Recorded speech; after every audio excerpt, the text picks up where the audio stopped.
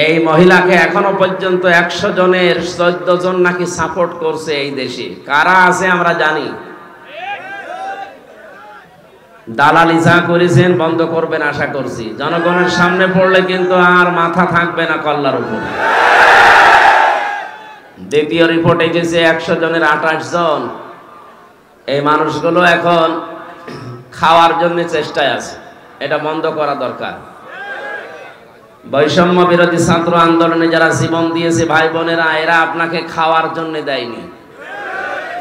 152 জন সমন্বয়ক ছিলেন কেন্দ্রে যারা সারা দেশে, তার 108 জন বাংলাদেশ ইসলামী ছাত্র শিবিরের পরীক্ষিত নেতা কর্মী। সুতরাং স্বাধীনতা ছাড়া এনে দিলেও তারা যেভাবে চালাবে এদের সেইভাবে চলবে।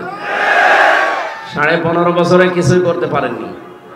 সুতরাং খাওয়া দাওয়ার চিন্তা ভাবনা যাদের আছে থেমে যাবে। বারবার উনি উপর থেকে কিন্তু ভিডিও বার্তা পাঠাচ্ছে যে বন্ধ করেন, বন্ধ করেন, বন্ধ করেন। আর কথা বলবে সে? সুতরাং তার নাম নিয়ে, তার দলের নাম নিয়ে এখন যারা খাওয়ার ধান্দায় নেমেছেন, আপনি যদি না থামেন, আজকে কুষ্টিয়াতে 2 গ্রুপের মারামারি হয়ে কয়েকজন হাসপাতালে বেডে কাতরাচ্ছে। এই করার জন্য দেশটা স্বাধীন করে দিয়ে গেল। কি শুরু করেছেন আপনি? আপনি অত্যাচারিত হয়েছিলেন, জুলুমের শিকার হয়েছেন, আমরা জানি। আপনার চাইতে কি আর অত্যাচারিত মানুষ দেশে নেই? সবচাইতে বেশি অত্যাচার যারা সহ্য করেছে এই 15.5 বছর, কই তারা তো কারো দোকানপাট লুট করে না, কারো বাড়িতে আঘাত করে না, তারা মন্দির পাহারা দিচ্ছে। সারা দেশে আন্দাজে উল্টা পাল্টা ছড়িয়ে সারা 15 বছরে এদের নামে যা ফতোয়াবাজি করেছে পুরাটা আল্লাহ উল্টিয়ে দিয়েছে। এতদিন এদের নাম দিত মানুষ জঙ্গি, অথচ বাস্তবতা এখন দেখছি এরাই জনগণের সঙ্গী।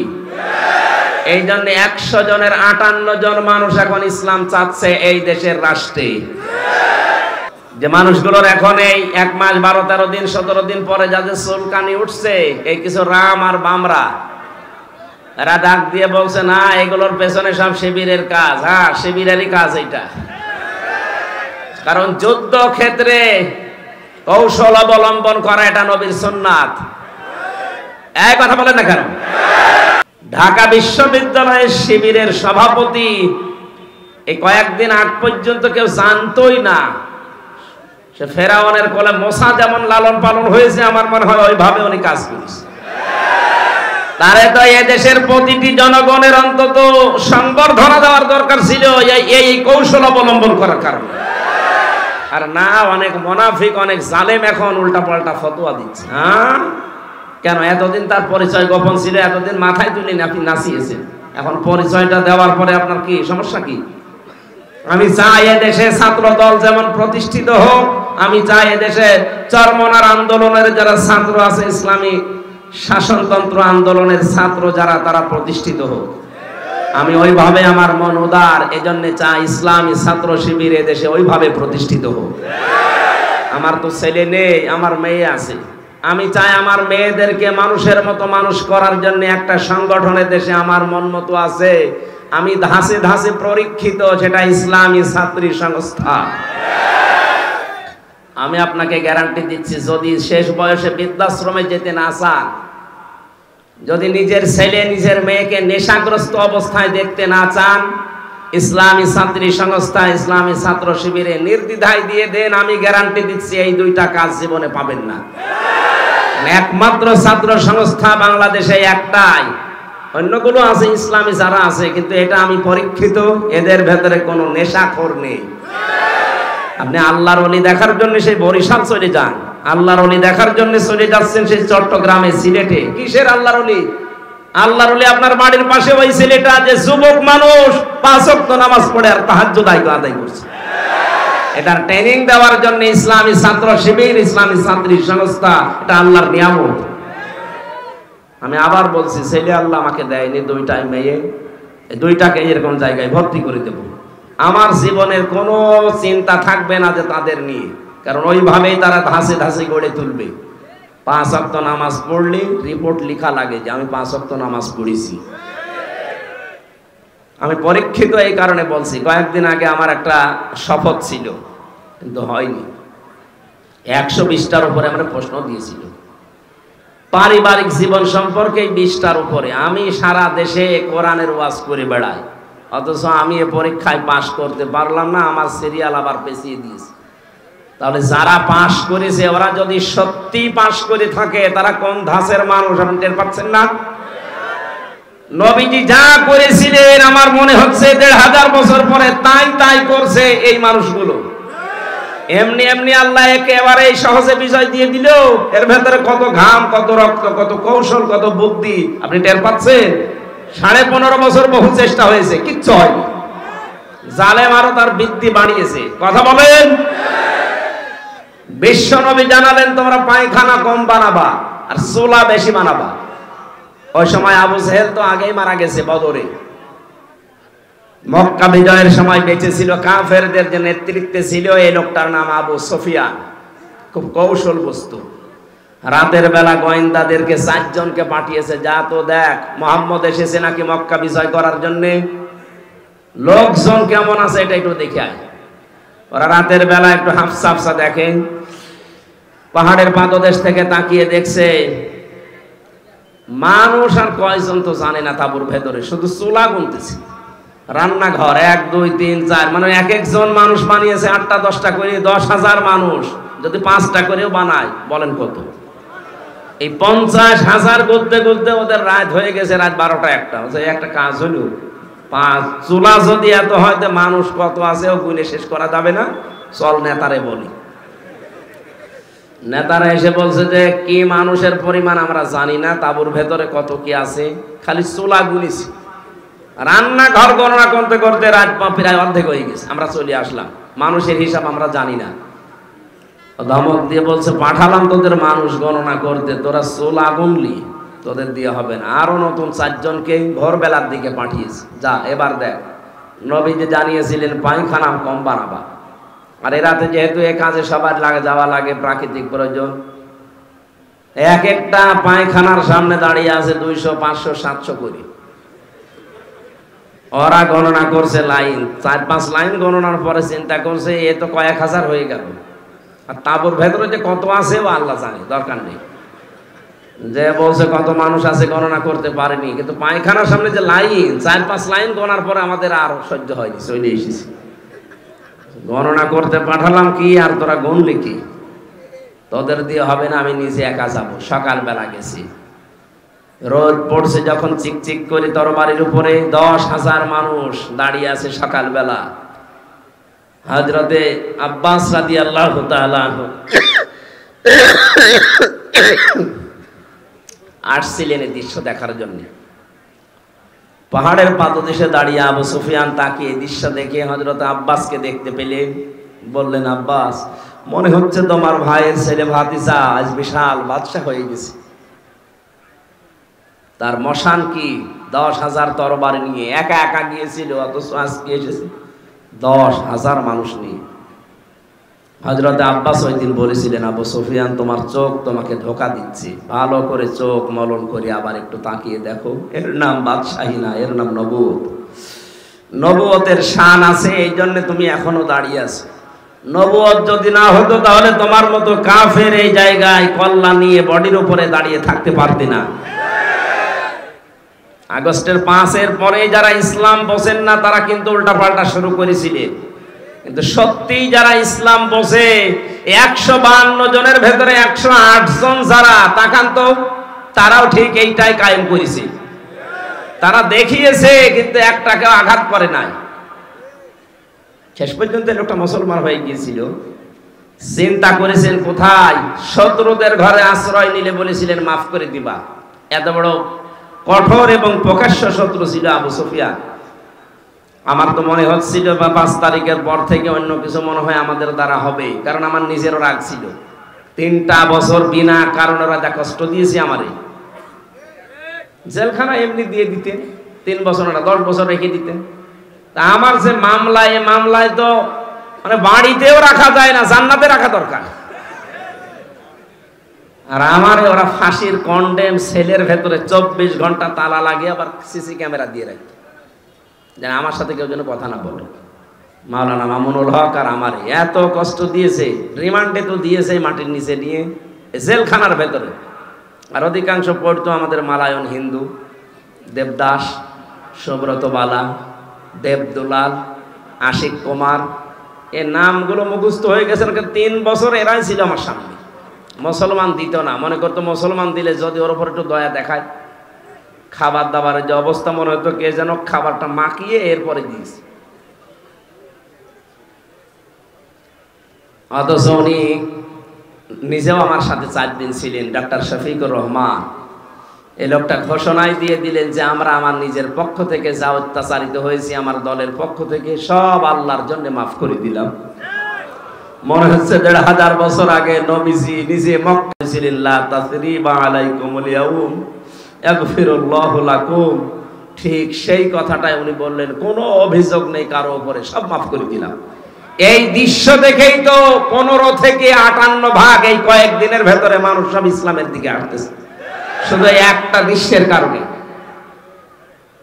মানুষ লটপাট নিয়ে ব্যস্ত, মারামারি নিয়ে ব্যস্ত, আর উনি এই বুড়ো বয়সে 60, 62, 65 বছর বয়স ওনার, অথচ এই বয়সে সে ফেনীতে গিয়ে হাঁটু পানির ভেতরে, গলা পানির ভেতরে মানুষের খোঁজ নিচ্ছে। কই দেশে আর মানুষ নেই? আমরা আগস্টের 5 তারিখের আগের জরিপ দেখেছিলাম। আন্তর্জাতিক বিশ্ব নিয়ে আমি যতটুকু লেখাপড়া করেছি, যতটুকু জানি, 257টা রাষ্ট্র পৃথিবীতে এখন, জাতিসংঘের আন্ডারে 195টা। বিশ্বে বহু দেশে আল্লাহ আমার এই ছোট জীবনে আমাকে নিয়েছে। 100 জনের 15 জন মানুষ চাইতো আগস্টের 5 তারিখের আগে যে এই দেশে ইসলাম কায়েম হোক। কিন্তু মাত্র 1 মাস 16-17 দিনের ব্যবধানের গত 15 দিনের রিপোর্ট আমি বানাইনি, আল জাজিরা আন্তর্জাতিক একটা রিপোর্ট দিয়েছে, এই দেশের রক্ষণ করি, আন্দাজে দেয়নি তারা, চিন্তা ভাবনা করে তারা দিয়েছে। 100 জনের 58 জন মানুষ এখন চাচ্ছে এই বাংলাদেশে আল্লাহর কোরআন কায়েম হোক। আর এটা কায়েম করার জন্য যিনি পালিয়েছে তার দ্বারা সম্ভব? এক কথা বলে না কেন? সম্ভব যাদের জন্য, যাদের দ্বারা আপনি টের পাচ্ছেন না, যাদের দেখলে আল্লাহর কথা মনে হয়। এই লোকটার অ্যাক্টিভিটিস, এই লোকটার ইখলাস, এই লোকটার তাওয়াক্কুল, তার ইবাদত আমি নিজে দেখেছি। আমি এই বয়সে, আমার 33 বছর বয়স, 1-1.5 পারা দাঁড়িয়ে পড়তে গেলে আমার পায়ে ব্যথা হয়। আর উনি এক একটা সেজদায় 45 মিনিট 1 ঘন্টা সেজদায় পড়ে আছে। আমার বাবার চাইতেও বয়স বেশি, আমার বাবার 52, ওনার 62 উপরে। এত বয়সে যদি ইবাদত করতে পারে, যৌবন বয়সে কি করেছে তার ইখলাস দেখেই তো আল্লাহ মানুষের মনের ভেতরে মহব্বত, ভালোবাসা ঢেলে দিয়েছে। প্রকাশ্য শত্রু, তারপরও সামনে গেলে নরম হয়ে যায়। কুষ্টিয়ায় গিয়েছিল কিছুদিন আগে, এক নজর দেখার জন্য হিন্দু পর্যন্ত পাগল যে একটু দেখতে দেন। এই ভালোবাসাটা পয়দা করেছে টাকা পয়সা দিয়ে। এই কথা বলেন। আল্লাহ বলেন, কোন মানুষ যখন ঈমান আর আমলে উত্তীর্ণ হয়, তখন আমি আল্লাহ ওই লোকটার প্রতি সৃষ্টি জগতের ভেতরে একটা ভালোবাসা পয়দা করে দিই। এটা বাস্তব, আমরা এখন দেখলাম। সুতরাং চুলকানি যাদের উঠতেছে, শিবিরের নাম শুনে যে সমন্বয়ক 152-র ভেতরে 108 জনই শিবির। আরে শয়তান, তোর ছেলে মেয়ে কোথায় ছিল? বল, তোর ছেলে মেয়ে কোথায় ছিল এতদিন? যারা জীবন দিয়েছে এই সাইদ আবু সাইদ রংপুরের শিবিরের সাথী ছিল। এক কথা বলে না কেন? পুলিশের গাড়ি থেকে যাকে আহত অবস্থায় উপর থেকে টান দিয়ে ফেলে দিয়েছিল আমিন, শিবিরের সদস্য ছিল। আপনি টের পাচ্ছেন কোথা থেকে কি হয়েছে? খালি আন্দাজে লাফাচ্ছেন। এখন আপনি কি করেছেন 15.5 বছর? কিচ্ছু অবদান আপনার নেই। সুতরাং এই নাস্তিক যেই কয়টা রাম আর বামরা যখন লাফাচ্ছে, আমার মনে হয় এদেরকে ওই ফরিদউদ্দিন মাসুদ, রুহুল আমিনের মতো অবাঞ্ছিত ঘোষণা করা দরকার দেশের জন্য। এগুলো ক্যান্সারে দেশের। এই জালেমের এত বড় বেশি ক্ষমতা ছিল না, খালি আলেম নামে কিছু জালেম তাকে পরামর্শ দিত, তার ভেতরে এই ফরিদউদ্দিন মাসুদ একজন। এই লোকটা যদি কোরআনের পাখির ফাঁসি চাইতে পারে, আমরাও উল্টা করে তার ফাঁসি এখন চাই। কথা বলেন। আমরা অবিলম্বে তার বিচার চাই। শাহবাগের মতো জায়গায় যে নাস্তিকদের পক্ষ নিতে পারে কোন আলেম, এদেশের সব ঘরানার আলেম এখন তাকে মন থেকে ঘৃণা করে। আমরা কাউকে ভালোবাসলে আল্লাহর জন্য বাসি, কাউকে ঘৃণা করলে আল্লাহর জন্য করি। নাস্তিকদের কাজ যেটা, সেটা যে বলছে জীবনের সবচাইতে বড় সাওয়াবের কাজ করলাম। আজকে কত বড় শয়তান! ওর নামে অনেক পীর এখন সাফাই গাছে যে আমাদের তালুই হয়। কিসের তালুই আপনার? কোরআনে কারীম জানিয়েছে যারা আল্লাহ রাসূল এবং জিহাদের বিরুদ্ধে অবস্থান নেয় তারা যদি নিজের বাবা মা হয়, স্ত্রী হয়, সন্তান হয়, তাও তাদের বাদ দেওয়া লাগবে। সূরা তাওবার আয়াত, সূরা তাওবার 23 নম্বর আয়াতের তাফসীর পড়ে দেখেন, এখানে 8-9 জনের ব্যাখ্যা আছে যে পীর নামে আপনি এত বড় পীর বুজুর্গ মানুষ এই কথা বললেন কি করে যে আমার তালুই হয়? কিসের তালুই? বাবার সাথে সম্পর্ক রাখা জায়েজ নেই যারা জিহাদের বিরুদ্ধে অবস্থান নেয়। আর এরকম জিহাদের বিরুদ্ধে অবস্থান নিয়ে 100 তথাকথিত মুফতির সাক্ষ্য নিয়ে জানিয়েছে হাসিনাকে দিয়েছে যে এই দেখেন আমরা আলেমরা বলছি যা জিহাদ চলছে দেশে এটা জায়েজ নেই। এমনকি আবু সাইদ সহ যারা শহীদ হয়েছে হাজারের উপরে, অনেক আলেম নামে জালেম এখনো পর্যন্ত তাদের শহীদ বলতে রাজি না। যারা এই স্বাধীনতাকে স্বীকার করছেন না তারা এই স্বাধীন দেশে থাকার যোগ্য না। বলেন, আপনি বেরিয়ে যেতে পারেন। 71 সালে যাদের ভূমিকা উল্টা ছিল তাদেরকে যদি দেশ থেকে বের করার জন্য ঘোষণা আসতে পারে, 24 সালের এই স্বাধীনতায় যারা এখনো পর্যন্ত মেনে নিতে পারছেন না 100 জনের 14 জন এখনো আছে। আমরা চাই আপনারা চলে যান, যান যেখানে যাবেন যান, যেখানে চলে গেছে আপনারাও যান, দরকার নেই আপনাদের। আমাদের দেশ আমরা সাজিয়ে নিতে পারবো ইনশাআল্লাহ। শুধু বাইরের টাকাগুলো আনতে দিন। ডক্টর মোহাম্মদ ইউনূস ঘোষণা দিয়েছে যে টাকাগুলো ছিল 3 ভাগ, 4 ভাগের 3 ভাগ প্রায় আসার প্রক্রিয়া আরম্ভ হয়ে গেছে, বাকি 1 ভাগও আসবে। যারা এগুলো করেছিলেন 1 টাকাও যেন ছাড় দেওয়া না হয়, সব টাকা আমরা ফেরত আনতে চাই। আজকে আসার সময় প্রশাসনের ভাইদের দেখলে মানুষ ধাক্কা দিচ্ছে, গালি দিচ্ছে, দোষ ওনাদের কিসের? ওপরে যে কয়েকজন কোলাঙ্গার ছিল এই কোলাঙ্গারদের কারণে আজ পুরা প্রশাসনের উপরে মানুষের ক্ষোভ। ওনারা হুকুম পালন করেছে যারা, তারা দোষী।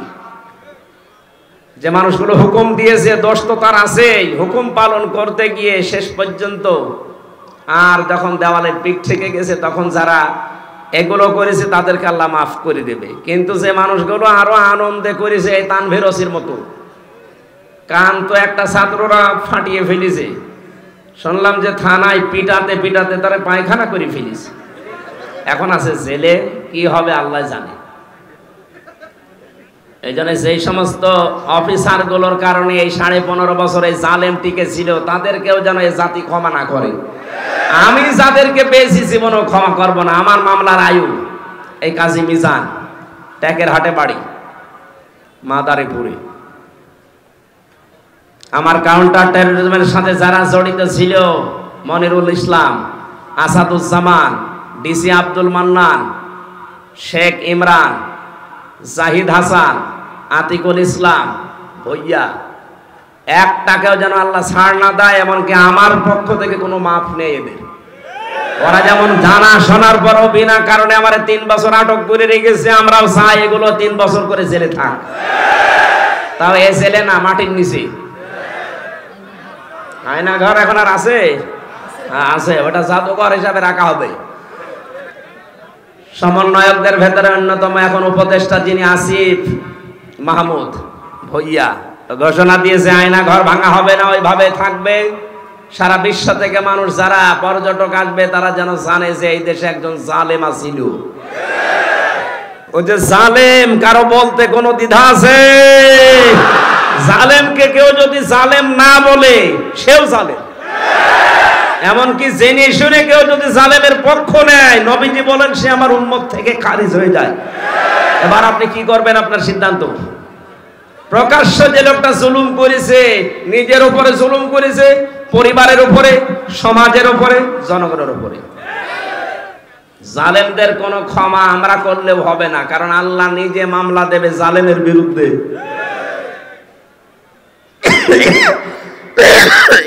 কথাটা খুব ভয়ঙ্কর কথা। আল্লাহ নিজে মামলা দেবে, আপনি টের পাচ্ছেন? আমার তো এই আয়াত পড়ার পরে সূরা শুরার 42 নম্বর আয়াত, এই আয়াত পড়ার পরে আমার শরীর শিউরে ওঠে যে এদেশের 1628টা চেয়ারে যারা ছিল সবগুলো জালেম। একটাকেও আমি ভালো পাইনি। আমি বহু জায়গায় গিয়েছি, প্রত্যেকটাই জালেম ছিল। আরে প্রত্যেকটাই আল্লাহর মামলার আসামি। বলেন কেন? সূরা আলে ইমরানের 168 নম্বর আয়াতে আছে, 78 নম্বর আয়াত, ওয়ালা ইয়াহসাবান্নাল্লাযীনা কাফারু আন্নামা নুমলি লাহুম খায়রুল লিআনফুসিহিম ইন্নামা নুমলি লাহুম লিয়াজদাদু ইসমা ওয়া লাহুম আযাবুম মুহিন। আল্লাহ পাক বলেন, হে নবী, কাফেররা ধারণা করে, মনে করে, এই চিন্তা ভাবনা করে যে ক্ষমতা আল্লাহ তাদেরকে দিয়েছে, ক্ষমতায় বসিয়ে রেখেছে, মনে হয় ভালোবেসে। অথচ না, তাদের এই ক্ষমতা দিয়ে যে জুলুম অত্যাচার গুলো হয়, আমার আল্লাহ বলেন আমি তাদের পাপ পরিপূর্ণ হয়ে যাক এইটা চাই, আর হয়েছেও তা। 15.5 বছরে পাপ একেবারে খাপের খাপ মিলে গেছে, আর জায়গা নেই। তখন আল্লাহ পাক বলেন আলাহুম আযাবুম মুহিন, আমার শাস্তি তখন ভয়ঙ্কর অবস্থায়, অপমানিত অবস্থায় তাদেরকে পাকড়াও করেছে। 850 বছর আগে পালিয়েছিল লক্ষণ সেন, এত বছরের ভেতরে পৃথিবীতে কেউ পালায়নি, এইটা বাদ দিয়ে। কথা বলেন না কেন? এই জন্য বাস্তবতা এইটা। আল্লাহ পাক দেখেছেন যে পাপ আর জায়গা নেই পূর্ণ হওয়ার, পরিপূর্ণ হয়ে গেছে, তখন আল্লাহ ধরেছে একেবারে ধরার মতো। যারেই ধরে তারে এত অপমান করে, পৃথিবীতে এত অপমান কেউ হয়নি। আপনারা বলেন ওরা যারা ফাঁসি দিয়েছে, হ্যাঁ ফাঁসি যারা দিয়েছে, যে মানুষগুলো ফাঁসি হয়েছে প্রত্যেকেই বীরের মতো জীবন দিয়ে গেছে। আমাকে যে কারারক্ষী পাহারা দিত তার ভেতরে একজন আমি মুসলমান পেয়েছিলাম, কুতুবউদ্দিন, রাজবাড়িতে বাড়ি। বের হওয়ার কিছুদিন আগে আমারে বলছে, হামজা ভাই, আমি ওই সময় পাহারায় ছিলাম শহীদ মীর কাশেম আলীর। ওনাকে যেদিন ফাঁসি দেওয়া হবে সকাল রাত 10:01 সন্ধ্যার সময় আমার ডিউটি শুরু হওয়ার পরে বললাম, স্যার আপনারা 3 ঘন্টা পরে ফাঁসি, আপনি প্রস্তুতি নেন। উনি আমারে বলছে, কারারক্ষী ভাই 3 ঘন্টা তো অনেক সময়, আপনি 2 ঘন্টা ঘুমালাম, আপনি আমারে ডাক দিয়ে দিয়েন 1 ঘন্টা আগে। আপনি আল্লাহর ওলি খুঁজে পান না? মাওলানা মামুনুল হক জেলখানায় আমার পাশের রুমে 3টা বছর মাঝে মাঝে এই কথা আমাকে জানাতো, হামজা ভাই এতদিন পর্যন্ত উল্টা পাল্টা ধারণা আমিও করেছি, এখন বাস্তবতা এসে দেখছি এদেশের সবচাইতে আল্লাহওয়ালা এবং ইমানদার মানুষ যাদের ফাঁসি দেওয়া হয়েছে জামাতের, তারা। তাদের যে ইমান কোন পর্যায়েরটা মাপার ক্ষমতা আমারও নেই। আমিও মানুষ হিসাবে মাঝে মাঝে এই ধৈর্য হারা হয়ে যায়। কিন্তু কি শোনালো কারারক্ষী, 3 ঘন্টা পরে যার ফাঁসি সে লোকটা বলছে আমি 2 ঘন্টা ঘুমালাম, আপনি আমারে ডাক দিয়েন। তার ঘুম আসে কি করে? আমরা ঘুমের বড়ি খেয়ে আমার ঘুম আসতো না, তাও তো আমার কোনো চিন্তা নেই। আর তার নিজের ছেলে ব্যারিস্টার আরমান গুম হয়ে আছে 8 বছর। তার স্ত্রী ওই সময় অসুস্থ, তার দলীয় লোকগুলো সব পালিয়ে পালিয়ে বেড়াচ্ছে, কেউ জেলখানায় ভর্তি আছে। বাংলাদেশের ভেতরে একটা ম্যাগনেট ছিল, 1000 লক্ষ মানুষের কর্মসংস্থান তৈরি করে দিয়েছে। সেই লোকটা মাত্র 3 ঘন্টা পরে ফাঁসি বলছে আমি ঘুমালাম। দেখলাম ঠিক 2 ঘন্টা পরে ডাক দিলাম, উনি উঠলেন, গোসল করার পরে ওযু করার পরে এসে নামাজ শেষ করে আমারে বলছে এবার চলেন। চলেন মানে আপনি যদি নিয়ে যেতে না পারেন তাহলে জল্লাদকে ডাক দেন, কারণ সময় আর বেশি নেই, মনে আছে শ্বশুর বাড়ি যাবে, তাড়াতাড়ি করছে। আমার ওই সময় আমাকে কারারক্ষী বলেছে, ভাই আমার তো মনে এখনো পর্যন্ত বিশ্বাস হয় না যে উনি ঘুমাইলো কি করে, ওনার এত চিন্তায় ঘুম আসলো কি করে। আমি বলেছিলাম কুতুব ভাই ঘুম কেন এসেছে আমি বুঝতে পেরেছি। সূরা হামিম সিজদার 30 নম্বর আয়াতে আল্লাহ 1500 বছর আগে তার ঘুমের কাহিনী জানিয়েছেন। ইন্নাল্লাযীনা ক্বালু রাব্বুনাল্লাহু সুম্মা ইসতাকামু তাতানাজ্জালু আলাইহিমুল মালাইকা। আল্লাহ পাক বলেন অবশ্যই যারা এই কথা বলতে পারে আমাদের রব আল্লাহ, আর এর উপরে যারা টিকে থাকতে পারে। এ বাংলাদেশের 100 জনের 96 জন যেহেতু আমরা মুসলমান, আমরা এক বাক্যে চামড়ার মুখ দিয়ে বলে ফেলতে পারি আমাদের রব আল্লাহ, কিন্তু টিকে থাকার মতো মানুষ মাত্র 100 জনের 15 জন ছিল। এক কথা বলছেন? 96 জন মানুষ আমরা বলি যে হ্যাঁ আমাদের রব আল্লাহ, কিন্তু ঝড় আসলে টিকে থাকার মতো মানুষ মাত্র 100 জনের 15 জন। বাকিগুলো সব ওই আমার তালই হয় এই লাইনে আছি। ঝড় দেখলেই বাতি আগেই নিভে যায়। কোথায় সেই সৈয়দপুরে ঝড় উঠেছে, এই জল ঢাকায় বাতি নিভে গেছে। কিন্তু যারা টিকে থাকতে পারে, সৈয়দপুরে না, এখান থেকে 1/2 কিলোমিটার দূরেও যদি বিশাল ঘূর্ণিঝড় শুরু হয়, বাতি জ্বলতেই থাকে। তাদের ভেতরে একজন শহীদ মীর কাশেম আলী। এই লোকটাকে যখন আল্লাহ একজন আছে, তিনি আমাদের রব, এবং টিকে থাকার মতো ঈমান আল্লাহ দেখলেন যে হ্যাঁ টিকে আছে, আল্লাহ পাক বলেন তখন তার বিপদে আমি আল্লাহ ফেরেশতা পাঠাই। এ কথা কার? আরো জোরে বলেন। এটা যে প্রমাণ হয়েছে এই দেশে, সেই কথাটাই শোনালাম। কেন ওই লোকটা ওই সময় এ কথা বললো যে আমি 2 ঘন্টা ঘুমাই? আপনি কি স্বাভাবিক মনে করছেন? বলতে আমার যত সহজ লাগছে, বিষয়টা এত সহজ না, কারণ আমি নিজে তো পরীক্ষিত। ঘুমের পাওয়ার আলাপ বড়ি খাওয়ার পরে আমার ঘুম আসতো না, আর তার বিনা চিন্তায়, কোনো চিন্তায় নেই। আমার তো মনে হচ্ছিল যে আল্লাহ যেন নিজে ফেরেশতা পাঠিয়ে তার কানের কাছে এই কথা শোনাচ্ছে, আল্লাহ তাখাফু ওয়ালা তাহজানু, কোনো ভয় নেই, কোনো চিন্তা নেই। আয়াতের তাফসীর পড়তে গিয়ে আমি 2টা বিষয় পেয়েছি। ফেরেশতারা আসার পরে কানের কাছে মুখ নিয়ে জানাতে থাকে, মীর কাশেম আলী ভয় পাবেন না। কিসের জন্য ভয় করেন আপনি? ওই যে জান্নাত দেখা যাচ্ছে, ওয়াবশিরু বিল জান্নাহ। 2 নম্বরে ভয় নেই, চিন্তাও নেই। কিসের চিন্তা? হয়তো আপনার ছেলে ব্যারিস্টার গুম হয়ে আছে, এই চিন্তা হতে পারে। আপনার দ্বারা লক্ষ লক্ষ মানুষের কর্মসংস্থান তৈরি হয়েছে, তাদের কি হবে এই চিন্তা হতে পারে। কারণ বাতিলরা সবগুলো 2 নাম্বারই করে নিয়েছে। এই যে ইসলামী ব্যাংক, এক কথা বলছেন না কেন? যতগুলো প্রতিষ্ঠান তিনি বানিয়েছিলেন ইবনে সিনা সহ, অধিকাংশগুলোই বিভিন্ন কায়দা কৌশলে বাতিলরা সব নিজের মন মতো নিয়েছে। এখন আল্লাহ পাক আবার সময় দিয়েছে, এগুলো সব আস্তে আস্তে এরা ফেরত পাচ্ছে। ইসলামী ব্যাংক এখন আবার দাঁড়িয়ে যাবে, কারণ যত টাকা আপনি আত্মসাৎ করেছেন সব এখন ফেরত নেওয়া হচ্ছে। চিন্তা করবেন না, এই মানুষগুলো নিয়ে আপনার দলীয় লোকজন সব পালিয়ে বেড়াচ্ছে, কেউ জেলখানায় ভর্তি আছে, আপনার স্ত্রী অসুস্থ, কোনো চিন্তা নেই। সবগুলো আমার আল্লাহ নিজের হাতে তুলে নিয়েছে। এই কারণেই তিনি মনে হয় বলছিলেন, ভাই তাড়াতাড়ি করে আমারে নিয়ে চলেন, আমি জান্নাত দেখতে পাচ্ছি।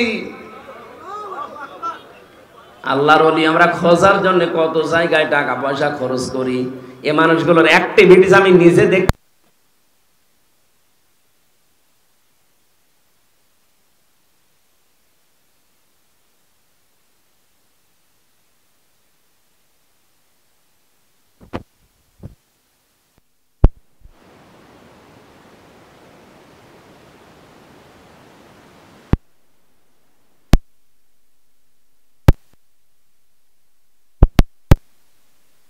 আগে আমার তো মনে হচ্ছে শুধু শহীদ আবু সাইদ না, রায়হান, মুগ্ধ, ইয়ামিন না, এদের সাথে আল্লাহ আবাবিল পাঠিয়েছিলেন।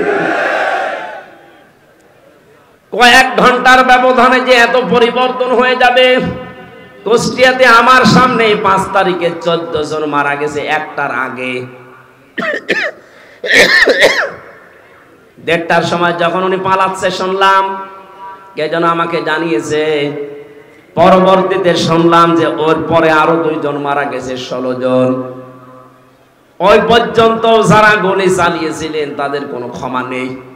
তার ভেতরে একজন ছিল আমার বাড়ির নিচে। ওরে যদি জনগণ পায় কুষ্টিয়াতে পিটিয়ে মেরে ফেলবে। আপনি তো নিজেও জানতেন যে উনি পালিয়েছে 1:30টার সময়। 4টা পর্যন্ত গুলি চালালেন কার হুকুমে বলেন? বাড়িতে এসে দেখলাম যে তালা মারা, উনি নেই, আজও নেই, কালও নেই, কোথায় গেছে ও জানে, ওর আল্লাহ জানে। আমি যে কথা বলার জন্য ছোট্ট কাহিনীটা বললাম, সত্যি কোন মানুষ যদি আল্লাহকে রব বলার পরে টিকে থাকতে পারে, মহান আল্লাহ তাকে যে সাহায্য করে জমিনে, এটা আমরা নিজে দেখেছি। এই জন্য আমাদের ঈমান যা ছিল আল্লাহ আরো বাড়িয়ে দিয়েছেন, বলেন আমিন। এটা যেন টিকে থাকে।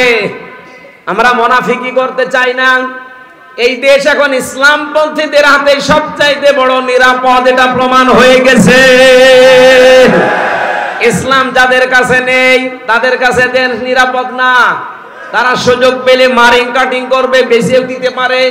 কিন্তু যাদের কাছে ইসলাম আছে তারা এদেশ জীবন দিয়ে হলেও রক্ষা করবে। তার প্রমাণ আবু সাঈদ। এই কথা বলেন না কেন? সুতরাং আমরা চাই 58 জন যখন হয়ে গেছে, আর কিছুদিন সময় দেন, এদেশের 100 জনের 100 জন চাইবে যে দেশে ইসলাম ছাড়া আর কিছু চলতে দেব না ইনশাআল্লাহ। যারা দায়িত্বে আছে এরা যেহেতু অধিকাংশ গুলো মুসলমান, আল্লাহ এই মানুষগুলোকে যেন ওমরের মতো পাল্টিয়ে দেন। জোরে বলেন না কেন আমিন। পৃথিবীতে ভালো কাজ বলে আমরা যারা অনেক দরবার থেকে, অনেক জায়গা থেকে, অনেক দল থেকে ভালো কাজের এই শব্দটা নিয়ে চিল্লাপাল্লা হয়। ভালো কাজ কোনটা, এইটা আজকে কোরআন দিয়ে আমরা জানবো। এরপরে সামনে আমাদের জীবন ওই ভালো কাজে লাগাবো ইনশাআল্লাহ। সূরা মুলকের 2টা আয়াত পড়েছি। প্রথম আয়াত আল্লাহর একত্ববাদ, আল্লাহর পরিচয়, বড়ত্ব, মহত্ব, গুরুত্ব, এই সমস্ত বিষয় নিয়ে আলোচনা আছে, আমি ওইটাই গেলাম না। দ্বিতীয় আয়াতে আছে আল্লাহ রাব্বুল আলামিন বলেন, আল্লাযী খালাকাল মাউতা ওয়াল হায়াতা লিয়াবলুয়াকুম আইয়ুকুম আহসানু আমালা ওয়া হুয়াল আজিজুল গফুর। বলেন আমিন। রাব্বুল আলামিন বলেন সূরা মুলকের 2 নম্বর আয়াতে, তিনি সেই আল্লাহ যিনি তোমাদের মউত আর হায়াত বানিয়েছেন একটা পরীক্ষা করার জন্য, যে সবচাইতে বেশি ভালো কাজ করে তার কাছে যেতে পারে। আমরা যেহেতু সবাই যাওয়া লাগবে, এটা আপনি যেতে চান আর না চান যাওয়াই লাগবে, এটাই ফাইনাল। কথা বলেন। যাওয়ার আগে আল্লাহ দেখতে চাই আইয়ুকুম আহসানু আমালা, সবচাইতে ভালো কাজকে তার কাছে নিয়ে যেতে পারে। আল্লাহ কিন্তু আমাদের কাছে বেশি কাজ চান না, তিনি ভালো কাজ চান। তাফসীর পড়তে গিয়ে আয়াতের তাফসীরে হক্কানিতে পেয়েছি, কোন মানুষ যদি কোন কাজকে ভালো কাজ হিসাবে রূপ দিতে চায়, 4টা বিষয় লাগবে। আপনি আমি ভালো কাজ মনে করে করলে ওটা ভালো হবে না। ওটার শর্ত কয়টা? 4টা। বলেন বলেন। 1 নম্বরে ভালো কাজ করতে হলে ওই বিষয়ে জ্ঞান লাগবে, যেটা আরবিতে এলেম বলে। যে কোনো কাজ করার আগে ওই বিষয়ের জ্ঞান অর্জন করা লাগবে আগে। 2 নম্বরে আপনার নিয়ত হওয়া লাগবে পরিশুদ্ধ। দুনিয়ার মানুষকে দেখে ভালো বলবে, কে খারাপ বলবে না। এই কাজটা আমি করছি আমার মালিকের জন্য। জোরে বলেন আল্লাহু আকবার। 3 নম্বরে এই কাজ করতে গেলে যদি বাধা বিপত্তি আসে, ধৈর্য ধারণ করা লাগবে।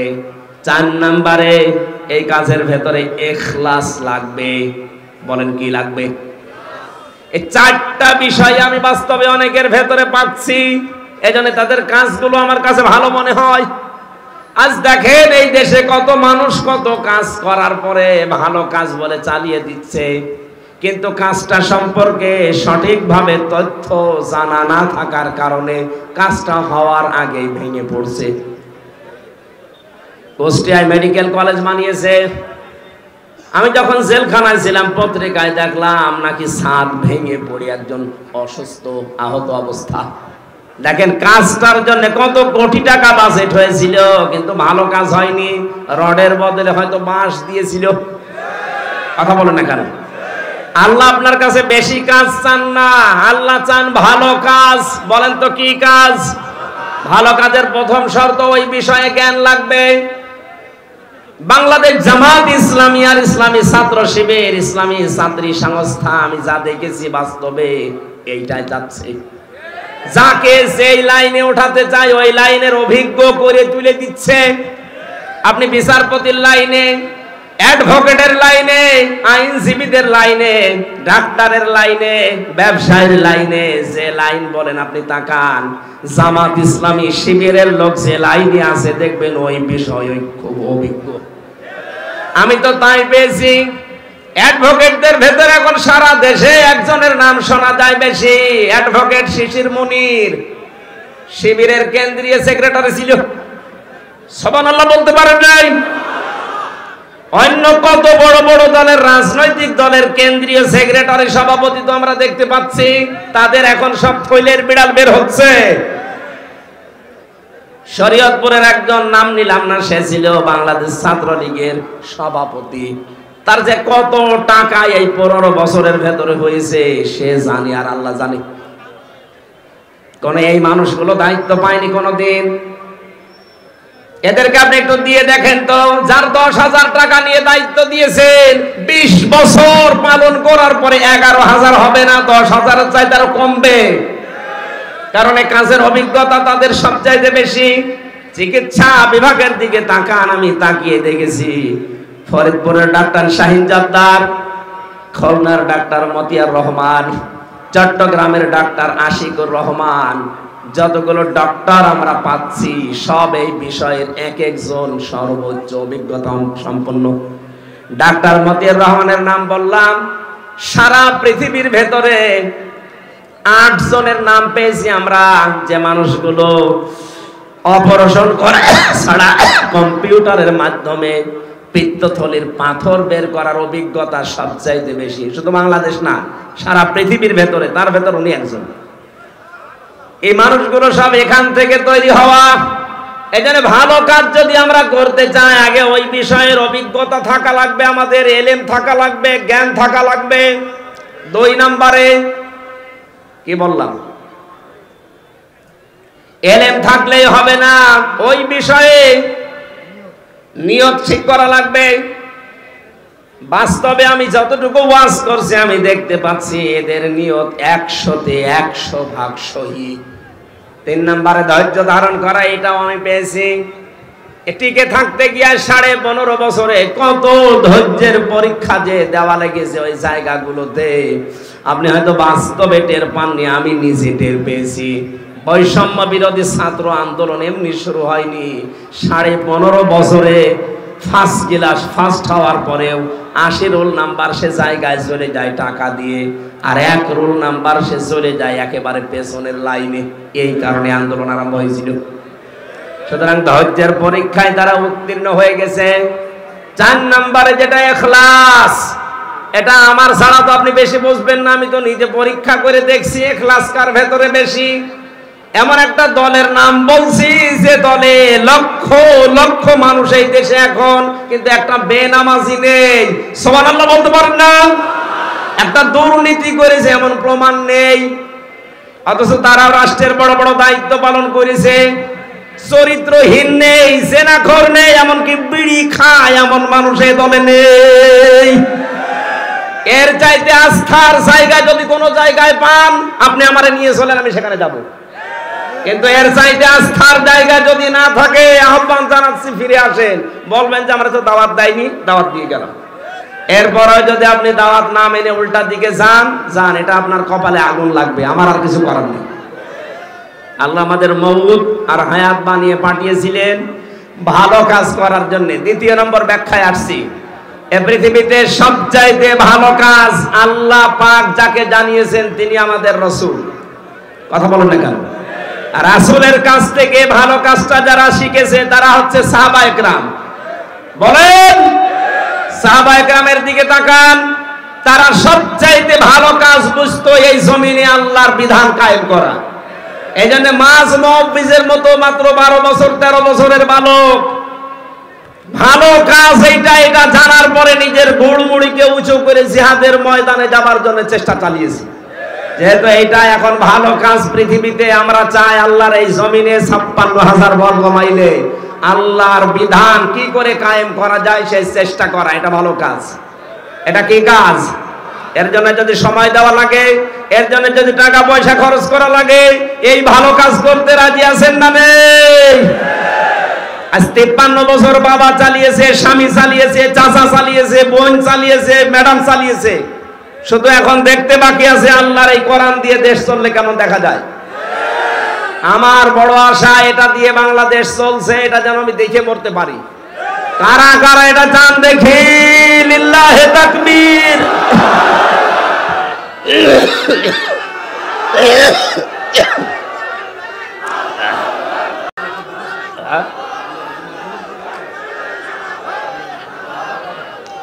সম্মানিত মা বোন যারা এসেছেন, আপনাদের জন্য পৃথিবীতে ভালো কাজ এইটাই, আল্লাহর জমিনে আল্লাহর দিন কায়েমের জন্য আপনার সন্তান, আপনার স্বামী, আপনার ছেলে, আপনার জামাই, তাদেরকে আপনি রেডি করে দেবেন। আল্লাহ কবুল করুন, আল্লাহুম্মা আমিন। লা ইলাহা ইল্লা আনতা সুবহানাকা ইন্নী কুনতু মিনাজ জালিমিন। রব্বানা আতিনা ফিদ দুনিয়া হাসানা।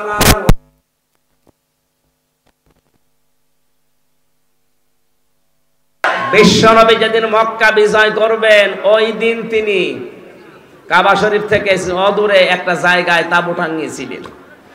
10,000 সাহাবী তার সাথে, সবার হাতে তরবারি ছিল। নবীজি বললেন, না, এখানে কৌশল করা লাগবে, তোমরা এই রাতের বেলা এখানে তাঁবু টাঙাও, এই জায়গাতে তোমরা 3টা কাজ বেশি করবা, আর পরবর্তীতে তোমরা 3টা কাজ করবাই না। 1 নম্বরে কাজ করবা যেটা বেশি, পায়খানা বা টয়লেট এটা বানাবা একেবারেই কম, কয়েকটা। যেটা রান্না করে চুলা বলে, রান্নাঘর বলে, এটা বানাবা মন মতো। 10,000 মানুষ, এক একজন 5টা করে 10টা করে বানাও। আর আমার শত্রু আবু সুফিয়ান, এর বাড়িতে যদি কেউ আশ্রয় নেয় দেখো, তাহলে তাকে কিচ্ছু বলবা না।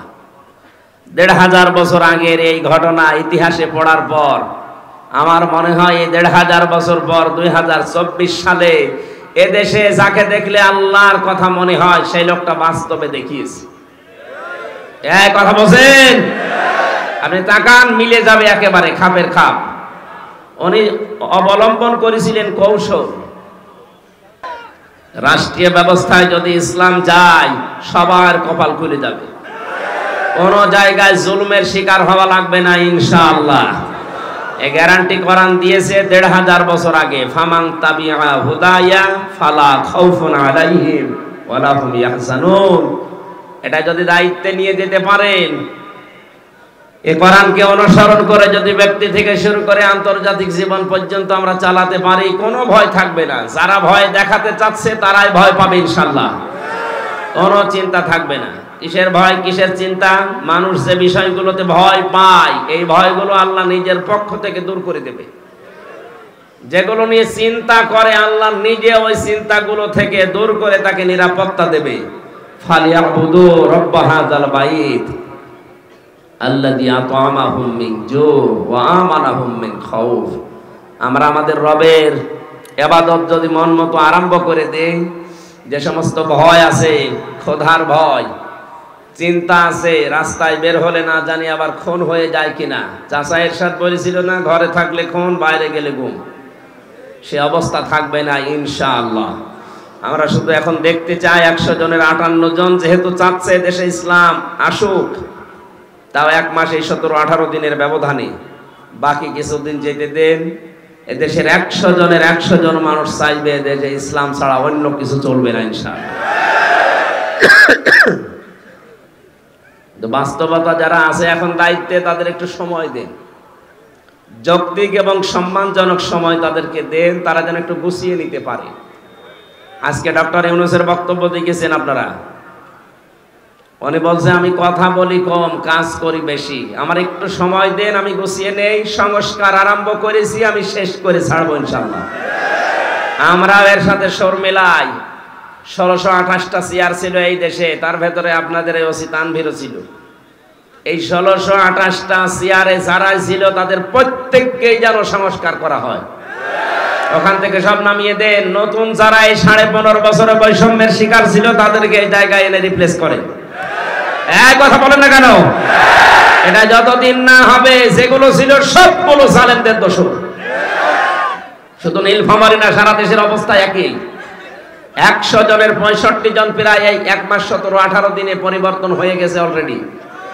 সে যেভাবেই হোক, বাকি আর 35 জনের মতো আছে। এগুলো আমরা চাই খুব তাড়াতাড়ি উনি আমেরিকা থেকে ঘুরে আসলে যেন এগুলো পোড়াটা পাল্টিয়ে দেয়। তার জন্য যেই কয়দিন সময় লাগে, যেই কয় মাস সময় লাগে আমরা দিতে রাজি আছি। আর সমন্বয়ক যারা 152 জন তারা এটাই চাচ্ছে। এক কথা বলে না কেন? আর আপনি আমি থালা হাতে নেওয়ার জন্য তাড়াতাড়ি করছেন, মানে কি করবেন থালা নিয়ে? সংস্কার না করে আবার যদি নির্বাচন দেওয়া হয়, ও দিনের ভোট আবার রাতে হবে। এক লোক বিয়ে করে বাসর রাতে রেখে গেছে বউ, দাদি শাশুড়ি এসে বলছে, ওই নাতির বউ আমি কিন্তু তোমার কাছে পুতি চাই।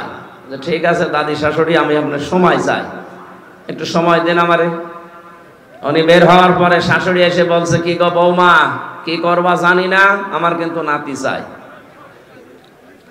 বউ বলছে, শাশুড়ি দোয়া করেন আর একটু সময় দেন আমারে। ননদার দেবর এসে বলছে, ভাবি কি করবা জানি না, আমাদের ভাতিজা চাই। কি চাই? স্বামী এসে বলছে, ওই কি করো, আমার বেবি চাই। বউ মাথা তুলে বলছে, তোমরা কি সব পাগলের বংশ? আমি কেবল এসে বসলাম, এখনো কিছু হয়নি। এরপরে 10 মাস 10 দিন সময় তো দিবা। কেউ এসে বলো আমার ভাতিজা চাই, কেউ নাতি চাই, কেউ পতি চাই, এখন তুমি বলছো আমার বেবি চাই। আমার তো সময়ই দেয়নি না, কেবল এসে বসলাম, এখনো কিছু হয়নি। আমি কি ওইগুলো সব ডাউনলোড করে নিয়ে আসবো? সময় দেবেন না? তো কেবল 15.5 বছরের জঞ্জাল দূর করায় 15.5 দিনে সম্ভব? সময় দেওয়া লাগবে না? তাই বলে আমরা বেশি সময় দিতে চাই না, যৌক্তিক একটা সময় দিতে চাই, সম্মানজনক সময় তারা যেন এই লেবেল করে আমাদের হাতে দিয়ে ওনারা যেন বিদায় নেয়, নাকি? ইনশাআল্লাহ তাই হচ্ছে এবং হবে বলে আমরা আশা করছি। হুয়াল আজিজুল গফুর, সাদাকতা ইয়া রব্বানা।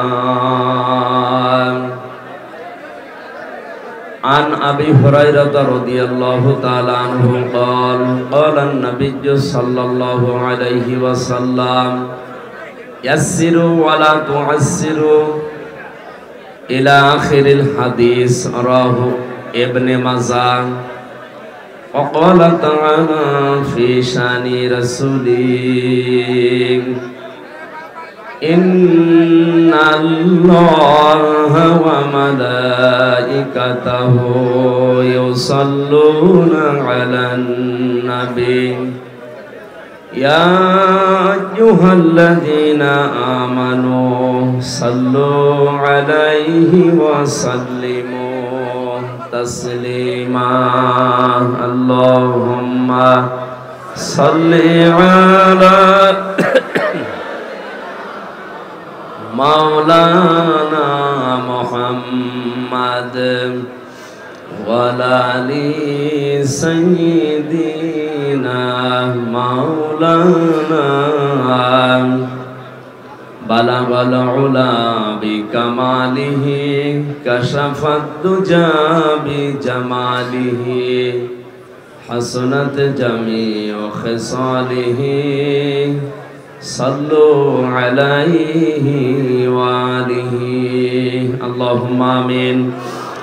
ربنا ظلمنا أنفسنا وإن لم تغفر لنا وترحمنا لنكونن من الخاسرين. এ বিশাল আসমানের মালিক, বিস্তীর্ণ জমিনের মালিক, এ বিশাল সৃষ্টির তুলনায় আমাদের এই হাত দুইটা বড় ছোট্ট। তোমার মুখের পবিত্র বাণী কোরআনে কারীম শোনার জন্যে আল্লাহ তাআলা এই প্রতিকূল পরিবেশেও বাড়ি ঘর ছেড়ে দিয়ে এই খোলা ময়দানে আমরা দাঁড়িয়ে বসে আছি। মেহেরবানি করে এটা নাজাতের ওসিলা বানিয়ে দাও। এ মাহফিলের আয়োজন যারা করেছে, কষ্ট করে যারা এসেছে, কিয়ামতে যখন বিচার হবে এটা আমাদের নাজাতের মাধ্যম বানিয়ে দিও আল্লাহ। या रब करम तो अगर करे ओ बात जुबा को जो दिल पर असर करे। रब्बना तक़ब्बल मिन्ना इन्नका अंतस समीउल अलीम व तुब अलैना इन्नका अंतत तव्वाबुर रहीम। سبحان ربك رب العزة عما يصفون وسلام على المرسلين الحمد لله رب العالمين মুআজ্জাজ মুহতারাম সম্মানিত সভাপতি মাহফিলের প্রধান অতিথি নীলসাগর গ্রুপের মহাপরিচালক জনাব আলহাজ আবু সালেহ সোহেল রানা আমার ছোটবেলায় নাম ছিল সোহেল রানা নামটা পাল্টিয়ে আমার মাদ্রাসার অধ্যক্ষ আমির হামজা দিয়েছিলেন 2007 সালে ছোটবেলার বন্ধু আমার নাকি হায়াতে তাজ্জিবা সিহাতে কুল্লিয়া কামনা করছি আল্লাহ যেন দান করেন মাহফিলের যিনি সভাপতিত্বের দায়িত্বে আছেন 7 নম্বর কচুকাটা ইউনিয়ন পরিষদের সম্মানিত চেয়ারম্যান এখনো আছে আমার আরাফাতের ভাই আলহাজ আব্দুর রউফ চৌধুরী সহ সভাপতি জনাব আবু তাহির আলী অনেকগুলো মানুষের নাম এখানে আছে বিশেষ করে শাহজালাল শাহ মখলেসুর রহমান মাস্টার মুশফিকুর রহমান মুশু নাকি জনাব আবু সুফিয়ান জনাব মোহাম্মদ আব্দুল হাই মুখলেসুর রহমান মাস্টার আলহাজ শামসুল হক অনেক মানুষের নাম দিয়েছেন তো একটা একটা করে এখন মেলা রাত 11টা বাজে আমরা দোয়া করছি ওয়ারাফানা লাকা যিকরাক আপনারা বলেন আমিন যে অবস্থায় আছেন আসলে কষ্ট জোহরের পর থেকে বৃষ্টি হচ্ছে অনেকে হয়তো কাদার ভেতরে দাঁড়িয়ে আছেন বসে আছেন ধৈর্য ধরেন সবর করেন আজকের ইবাদতটা ডবল ইবাদতের সওয়াবে পরিণত হবে ইনশাআল্লাহ এতক্ষণ যিনি আলোচনা রাখলেন ঝিনাইদহ থেকে আগত না জনাব মাওলানা হাফিজুর রহমান জিহাদি আলোচনা রেখেছেন আপনাদের পাশের জেলা দিনাজপুরের কৃতি সন্তান মাওলানা হারুনুর রশিদ সম্মানিত পরিচালক জনাব নওশাদ হোসেন এ মাহফিলে আগত বরেণ্য সদস্যবৃন্দ মঞ্চে বসা সম্মানিত ব্যক্তিবর্গ সামনে বসা মুসলমান ভাইরা পর্দার আড়ালের সম্মানিতা মা এবং বোনেরা প্রশাসনের ভাইরা প্রাণ প্রিয় নীলফামারীবাসী আল্লাহর দরবারে শুকরিয়া জানাচ্ছি যিনি আমাদেরকে কোরআনে কারীম শোনার জন্য এই মহা দুর্যোগের ভেতরেও বাড়ি থেকে নিয়ে আসলেন বলেন আলহামদুলিল্লাহ কোরআন শুনতে আসলে কিছু নিয়ম নীতি মানা লাগে ফাস্তামিউ লাহু ওয়া আনসিতু কষ্ট হচ্ছে আমরা দেখতে পাচ্ছি ভাই চুপ থাকা লাগবে এবং শোনা লাগবে এটা আল্লাহর নির্দেশ এই কি কথা বলেন আপনি কি করবে কি দাঁড়িয়ে না থেকে ওখানে তো কাদা দাঁড়িয়ে থাক আপনি দেখা লাগবে না ভাই ওইভাবে থাকেন মাপ চাচ্ছি ওইভাবে থাকেন মাহফিল তো আমি রাত 9:30টায় বন্ধ করে দিয়েছিলাম বললাম আজকে থাক অন্তত কালকে সকাল 10টায় দিয়ে আপনারা চলে এসেছেন এই কারণে আসলে এরা আর বন্ধ করেনি একটু চুপ থাকেন যেভাবে আছেন ওইভাবে থাকেন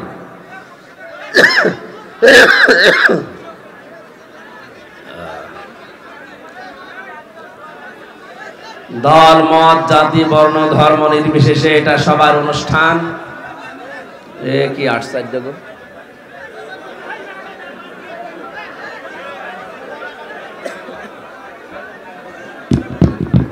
হ্যালো আপনারা ভিডিও নিয়ে ব্যস্ত হলে হুজুরের মনোসংযোগ তো নষ্ট হয়ে যাবে তখন কথা একটা থেকে আর একটা যাবে আপনারা ভিডিও নিয়ে তো ব্যস্ত হবেন না কোনো কথা বলবেন না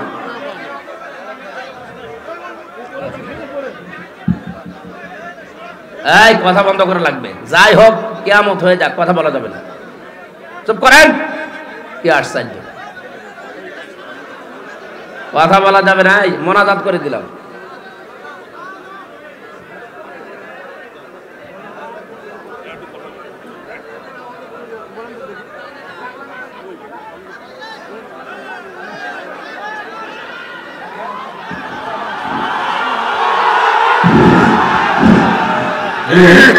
ভাই আপনারা অনেক কষ্ট করে এখানে আছেন আপনাদের উদ্দেশ্যে আমি একটা কথা বলি ভালো কিছু পাইতে গেলে, ভালো কিছু শুনতে গেলে কষ্ট করতে হবে। আপনারা একটু কষ্ট করে ধৈর্য সহকারে শুনেন।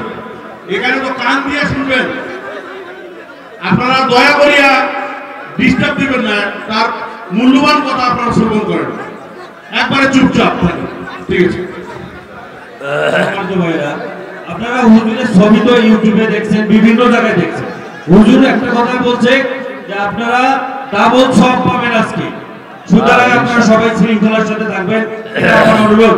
আপনারা শৃঙ্খলার সাথে থাকেন, সবার শেষ করার সুযোগ করে দেন। এরপরে যদি কেউ কথা বলে, এই একটু মারামারি করে নেন, নেন নেন একটু মারামারি করেন, ওই যে পুলিশ আছে ধরিয়ে দেবো। যান, আমি এর আগে এপ্রিল মাসের 29 তারিখে এসে এই পুলিশ ভাইদের ভয়ে পালিয়েছিলাম, এসে এই ভোটটা খেত দিয়ে কি অবস্থা ছিল বলেন তো ওই সময়। যেই লোকটা এই কাজের সাথে জড়িত ছিল সে কি তানভীর নাকি জানো, সে লোকটা এখন জেলখানায় আছে, তার নাকি এই বাম কান ছাত্ররা নষ্ট করে দিয়েছে। সুবহানাল্লাহ বলছি, কারণ এই লোকটার কারণে আমি ওই দিন এই হাজারো মানুষকে কোরআন শোনাতে পারিনি। আমার বাবার কথা শোনার জন্য এসেছিলাম, কোরআনের কথা শোনানোর জন্য আয়োজন ছিল, কিন্তু উনি কি কার ইশারায় কি করেছিলেন জানি না। যাদের ইশারায় করুক আমরা সব টের পেয়েছি, যাদের ইশারায় করেছিল সেই লোক এখন লাল দালানি আছে, নাম রেখেছিল তো ভালো, আসাদুজ্জামান নূর। এর নামটা পুরো পাল্টিয়ে দেওয়া দরকার। না, শুধু ওসি সাহেবের দোষ ওই দিন ছিল না, আমি পরে খোঁজ নিয়েছি, ওনাকে দিয়ে এটা করাতে বাধ্য করেছিল যেই লোক, আমি তো নাম নিলামই তার। কোন মানুষ যখন পাপ করতে করতে একেবারে সর্বশেষ চূড়ায় পৌঁছিয়ে যায়, তাকে আল্লাহর হেদায়েত দেয় না। কথা বোঝেন? সারাটা জীবন জেনা ব্যভিচারে কাটিয়েছে, এই যে সিনেমা করা, নভেল নাটক করা, এ কি ভালো কাজ? সব সময় জেনার ভেতরে থাকা লাগে, পরনারীর দিকে আপনি সব সময় তাকিয়ে আছেন, তার হাত ধরছেন, আরো বাকিটা নাই নাই বললাম। এই সমস্ত কাজে সারা জীবন যে কাটিয়েছে, তারে আল্লাহ কোনোদিন ভালো বানায়? তারে তো হেদায়েত দেওয়ার আর কথা না। এই জন্য আল্লাহ তারে আর হেদায়েত দেবে না বলে আমরা মনে করি, কারণ আল্লাহু লা ইয়াহদিল কওমাজ জালিমিন, আল্লাহ জালেমদেরকে এখন পথ দেখাচ্ছেন না, ভবিষ্যতেও তিনি দেখাবেন না। যেহেতু বড় বড় জালেম যারা সবই পালিয়েছে, মাঝারি জালেম আর ছোট জালেম যারা ছিল এরা এখন সব তওবা করে ফিরে আসতেছে। আজকেও দেখলাম এক জেলাতে প্রায় 250-র উপরে তাওবা করে কালেমা পড়ে মুসলমান হচ্ছে, মনে হচ্ছে যে ওরা এতদিন অন্য ধর্মে ছিল। আমার বংশের, আমি তো কুষ্টিয়ায় বাড়ি, আমার বংশের প্রায় 100 জনের 98 জন এই জালেমদের দোসর ছিল। আমি যে 3টা বছর জেলে ছিলাম, কোনোদিন তারা জিজ্ঞাসা করে নাই আমার বাবার এই যে ছেলেটা জেলে আছে না কোথায় আছে, ওরা না কারো টিপ্পনি কাটতো যে ঠিকই হয়েছে। অথচ 5 তারিখে আগস্টের বিকাল 5টা বাজার পরেই দেখি সব কল দিচ্ছে, ভাতিজা কোথায়? কুষ্টিয়ায়। আমরা সব মুসলমান হব। মুসলমান হব মানে আমরা সব এখন জামাতে ইসলামই করি। হ্যাঁ, আপনি এই 4.5 ঘন্টার ভেতরে পাল্টিয়ে গেছেন। যেভাবে অন্তত শুরু হয়ে গেছে সারা দেশে, গত 15 দিনের জরিপ পেয়েছি, আল জাজিরার একটা জরিপ এসেছে বাংলাদেশ সম্পর্কে। এদেশে এখনো 100 জনের 14 জন মানুষ, এই যে 850 বছর আগে পালিয়েছিল লক্ষণ সেন, তার বোন পালিয়েছে 850 বছর পর।